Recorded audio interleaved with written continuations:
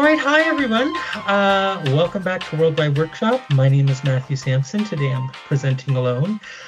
So today I wanted to share with you my brand new book called After Schoolers, Emergent Learning Alongside School-Age Children in Early Childhood Settings. So I'm so excited to share this. This is my first ever book that I've written. I was really nervous when I was trying to write it. I was like, who am I to write a book? But here we are. I wrote a book. The reason that I wrote the book is because I am currently teaching early childhood education at Nova Scotia Community College, and we have a course that is on school-age care. And when I was looking for resources that match our curriculum framework here that are about examples in school-age care, I couldn't find any that suited my needs for my program. I found myself sharing my stories with the students, and then I decided to write those stories down in a book. So this book is essentially a collection of my best stories, or some of my best stories, from my 15 years working mostly at Peter Green Hall in the school-age classroom. Yeah, I've got some really good examples, really good experiences, and a lot of learning. And I just wanted to share with everybody so that everybody has the opportunity to read it, be inspired, improve their practice, give me feedback, tell me how I can improve my practice, who knows.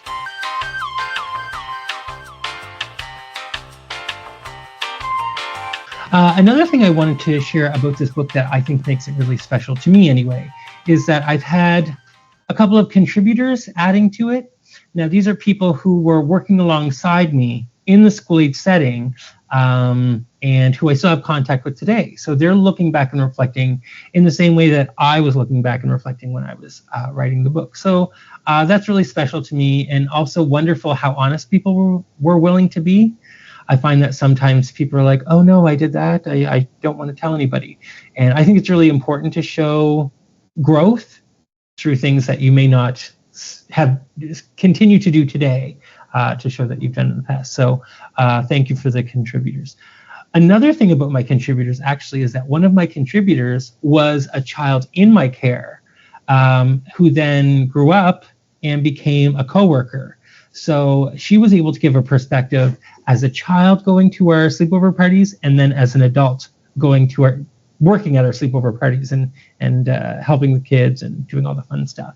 So I found that was a really valuable contribution to the book, because it's really just showing all sides of, what it's like when children are respected and cared for in a way that is, dignified, respects their dignity.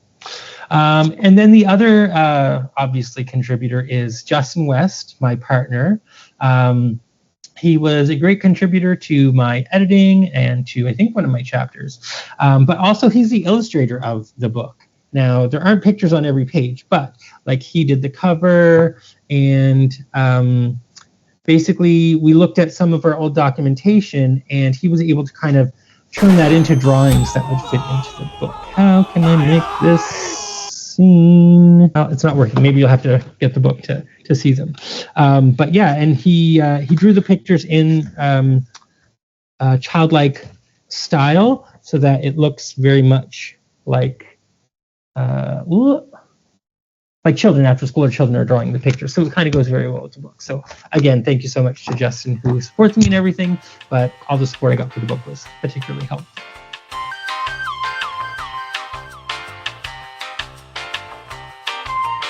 You might be asking, why did I name it After Schoolers, Emerging Learning Alongside School-Age Children in Early Childhood Settings?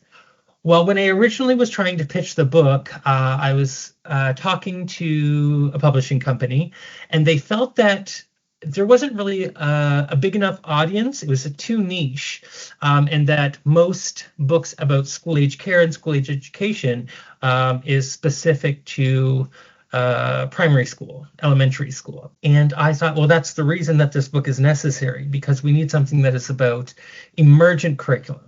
Emergent curriculum with school-age children, and really just respecting children and understanding their possibilities and their genius beyond the first 5 years of life. Those years are very important, and there are a lot of really great books on those years, and I just wanted to throw my hat in the ring, so to say, and share mine as well. So another thing that's important about the title, after schoolers particularly, is that when working with a mentor of mine, Carol Ann Ween, she was co-authoring an article, or I was co-authoring, she was the main author, obviously, of the article, and she was asking me what the title of my classroom was for the article. And we chose the name After Schoolers because that's what we call the kids and what we call the classroom. And it really kind of wraps up the culture and identity of the space. It's kind of like we're cool, we're fun, we do some pretty spectacular things, and we're kind of a big team, we're kind of a big club, a community even. So After Schoolers was really important for me to keep as the title, because that's who these people are. They know they are my after schoolers. I know I am one of their after schoolers. So I just found that really meaningful. I wanted to make sure that was kept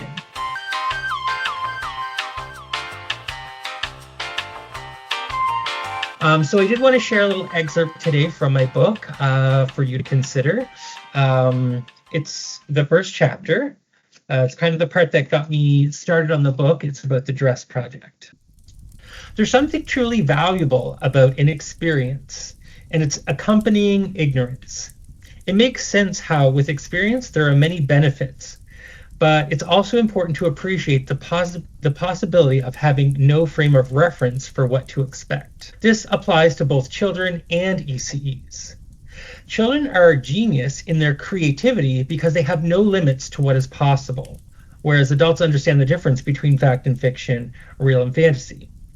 This adult way of thinking gets in the way of what is possible. The childhood genius mindset is exactly what emergent curriculum nurtures in the classroom.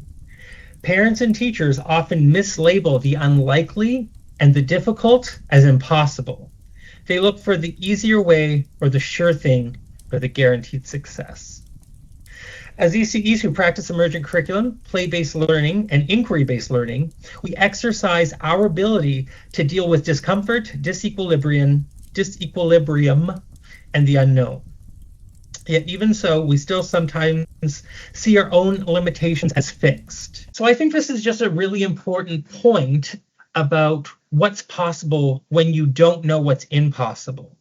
In the chapter itself, we learn from Annette, who is a talented or capable, at least, sewer who was recruited by me to help the children create their clothing patterns, create their designs. What ends up happening is she gets very frustrated at me because I chose the incorrect fabric. I didn't give her enough time to sew things. It would be impossible to do this in time for the fashion show.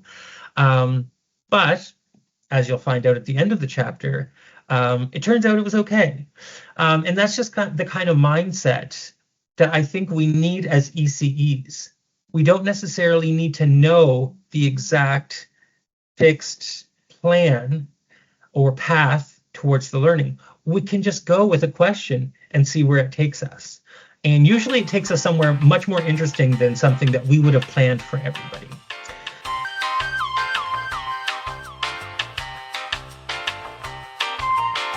I also think that it's important to note that so often today we go to Google or like ChatGPT to find the automatic correct answer immediately, and we're not as willing to be wrong. We're not as okay with struggling through.